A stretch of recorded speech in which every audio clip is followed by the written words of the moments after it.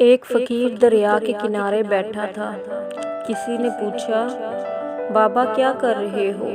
फ़कीर ने कहा, इंतज़ार कर रहा हूँ कि मुकम्मल दरिया बह जाए तो फिर पार करूँ। इस आदमी ने कहा, कैसी बात करते हो बाबा, मुकम्मल पानी बहने के इंतज़ार में तो तुम कभी दरिया पार ही नहीं कर पाओगे।